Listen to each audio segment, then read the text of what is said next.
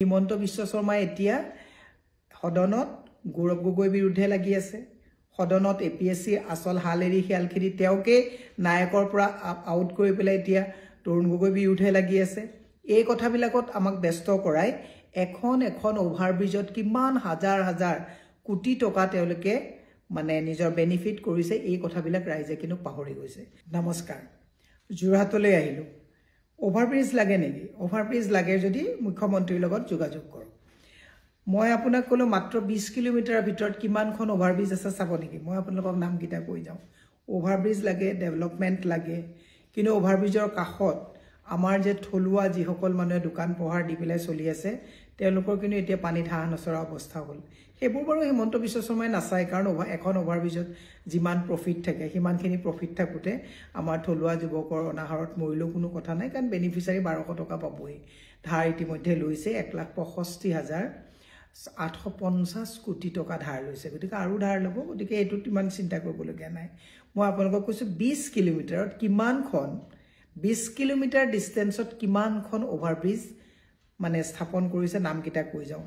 কেন্দ্ৰগুৰি বাইপাছত এখন অভাৰব্ৰিজ কৰিছে, হাতীগড়ত এখন অভাৰব্ৰিজ, ছটাই ছায়েন্স কলেজৰ মুখত এখন অভাৰব্ৰিজ, লাডৈগৈ চাৰিআলিত এখন অভাৰব্ৰিজ, কাকজানত এখন অভাৰব্ৰিজ য'ত আমাৰ ঘৰ, কাকজান দগাঁৱত এখন অভাৰব্ৰিজ বনাইছে, টিয়ক টাউনত এখন অভাৰব্ৰিজ।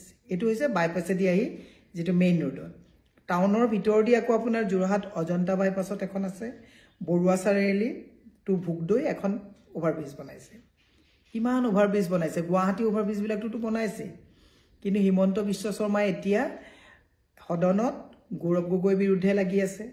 সদনত এপিএছচি আসল হাল এৰি শিয়াল খেদি তেওঁকে নায়কৰ পৰা আউট কৰি পেলাই এতিয়া তৰুণ গগৈৰ বিৰুদ্ধে লাগি আছে। এই কথাবিলাকত আমাক ব্যস্ত কৰাই এখন অভাৰব্ৰিজত কিমান হাজাৰ হাজাৰ কোটি টকা তেওঁলোকে মানে নিজৰ বেনিফিট কৰিছে, এই কথাবিলাক ৰাইজে কিন্তু পাহৰি গৈছে। মই সেইকাৰণে আজি বেলেগ বিষয় নকওঁ, এটা বিষয়ে মই ক'ব বিচাৰিছোঁ। গুৱাহাটী গোটেইখন অভাৰব্ৰিজ, গুৱাহাটী অভাৰব্ৰিজ ৰাইজে যেতিয়া অভাৰব্ৰিজবিলাক হৈ যায় ভাল পায়, কিন্তু অভাৰব্ৰিজৰ তলত থকা ব্যৱসায়ীসকলৰ যে আজি তাৰিখত কি অৱস্থা হৈছে এই কথাটো আৰু মানে যান্ত্ৰিক ধামখুমীয়াত ৰাইজে পাহৰি যায়। মই আচৰিত হ'লোঁ। যোৰহাটতে আমাৰ ঘৰ। মই যেতিয়া কাকজানলৈ আহিছিলোঁ, যোৱাবাৰো আহোঁতে ভাবিছিলোঁ যে কওঁ নেকি, তাৰপিছত ভাবিলোঁ আকৌ মানুহে ভাবিব ডেভেলপমেণ্ট কৰিছে, ব্ৰিজ বনাইছে, ৰাস্তা উন্নতি হ'ব, এওঁলোকে আকৌ জ্বলিছে। নহয়, 1,65,850 কোটি টকা ধাৰ। অভাৰব্ৰিজ যে বনাইছে, প্ৰফিট তেওঁলোকে খাইছে, ধাৰৰ বোজা কিন্তু আপুনি মই লৈছোঁ। এই কথাটো কিন্তু পাহৰি নাযাব। বাকী আজি মই ঝুমুৰ নৃত্য, বিহু, চোফাত কিমান ভাড়া লৈছিলে, চকীত কিমান কিকিয়ে লৈছিলে, এই কথাবিলাক আজি নকওঁ। খালি মই এটা কথাই কৈছোঁ, পাৰে যদি মুখ্যমন্ত্ৰী মহোদয় মই কাকজান বনগাঁৱৰ পৰা সেইখিনি চাৰিআলিলৈকে তাতো যদি পাৰে এখন অভাৰব্ৰিজ দি দিয়ক, কমিশ্যনটো আপোনালোকে ল'ব, মোৰো এটা অসুবিধা হ'ব। তলদি মানুহবিলাক নেদেখাকৈ ওপৰেদি ফচকৈ গুচি যাব পাৰিম। মুখ্যমন্ত্ৰীক কৈছোঁ, অভাৰব্ৰিজৰ আপুনি যিটো বেপাৰ কৰি লৈছে, অভাৰব্ৰিজ আমাক লাগে, কিন্তু 20 কিলোমিটাৰত 7খন বাইপাছেদি, টাউনৰ ভিতৰদি 2খন, 20 কিলোমিটাৰত বাৰু 9খন অভাৰব্ৰিজৰ প্ৰয়োজন ক'ৰবাত আছেনে য'ত আমি ধাৰৰ ওপৰত ধাৰ লৈ আছোঁ? এই কথাবিলাক ৰাইজে বুজি পালে ভাল।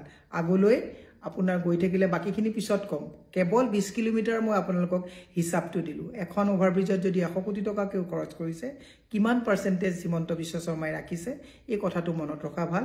বাকী এইবিলাক যিবিলাক মুখচুপতি সদনত কৰি আছে, আমাৰ টকা খৰচ কৰি এদিন সদন বহিলে কিমান ৰাইজৰ পাব্লিক মানি নষ্ট কৰা হয়, এই মুখচুপতিবিলাক কৰি তলেদি যে আমাক যে লুণ্ঠন আৰু শোষণ কৰি গৈছে, এই কথাটো ৰাইজে মনত ৰাখিলে ভাল। লাগে যদি অভাৰব্ৰিজ যোগাযোগ কৰক, মুখ্যমন্ত্ৰীয়ে এখন অভাৰব্ৰিজ দিব, কমিশ্যন তেওঁ পাব, আৰু আপোনালোকে আমি যান্ত্ৰিকতাৰ ধামখুমীয়াত নিজকে আত্মনিয়োগ কৰিব পাৰিম। ধন্যবাদ।